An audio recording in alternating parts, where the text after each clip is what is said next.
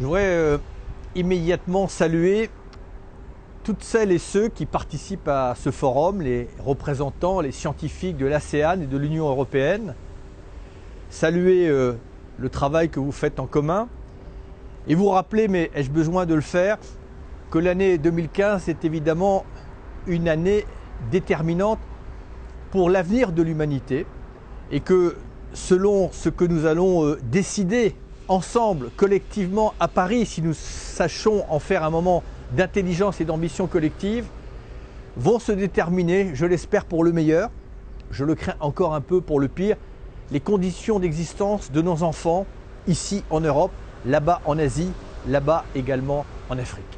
L'année 2015, c'est un moment de vérité. Est-ce que la communauté internationale décide de rétablir les équilibres climatiques ou au contraire de laisser échapper ce phénomène avec, comme nous le rappellent régulièrement nombre de rapports, des conséquences imprévisibles aux effets tout aussi imprévisibles. Paris, c'est un moment particulier parce que 195 États, c'est inédit, vont être quelque part au chevet de la planète. 195 États vont poser leur contribution, leur propre engagement.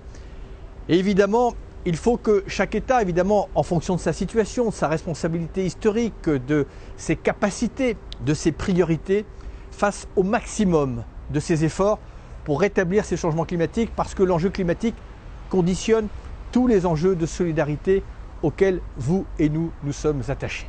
Évidemment, les pays les plus émetteurs, qui ont une responsabilité historique, doivent plus encore que les autres affirmer leurs ambitions et les concrétiser à Paris.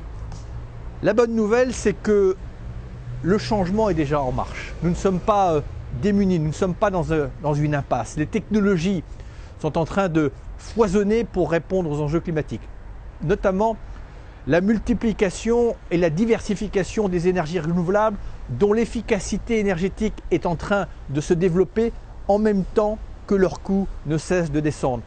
La diversification des énergies renouvelables associée à l'efficacité énergétique qui permettra de réduire, quel que soit le modèle énergétique que nous allons choisir, de réduire notre consommation et donc notre production. Et tout l'argent que nous ne mettrons pas dans l'énergie, on pourra le réinjecter dans le social, dans l'éducation, dans la santé ou dans l'adaptation pour les pays qui sont déjà impactés par les changements climatiques. Et quant aux énergies renouvelables, imaginez, et c'est un rêve qui est à notre portée, que la contrainte climatique nous oblige à accélérer le développement de ces énergies renouvelables et à permettre à chaque État, chaque nation, petite, grande, moyenne, de produire à terme la majorité de son énergie à l'intérieur de ses frontières, à partir de sources d'énergie qui à terme sont gratuites. Le vent, le soleil, la géothermie, l'énergie des mers est gratuite.